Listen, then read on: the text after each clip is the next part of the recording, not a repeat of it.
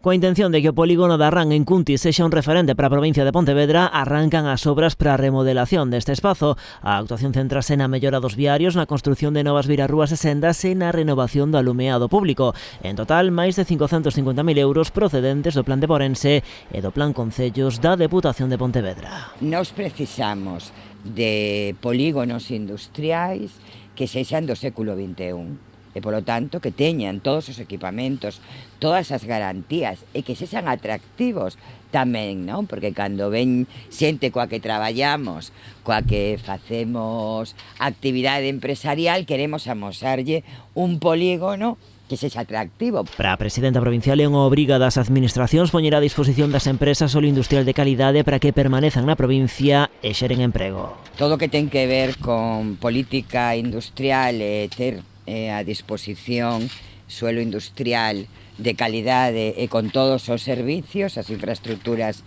son fundamentales para que poida haber asentamentos con garantías, con calidade e con seguridade xurídica, é fundamental e creo que esa ten que ser unha das grandes apostas das administracións públicas, poñer solo industrial a disposición das empresarias, dos empresarios, das emprendedoras e dos emprendedores. O alcalde de Cuntis, pola súa banda, lamenta a falta de investimentos da Xunta de Galicia neste proxecto, malia ser unha competencia autonómica. Ni un solo duro recibiu este polígono da administración autonómica, é dicir, que teña que ser o goberno do Estado, que teña que ser o goberno provincial.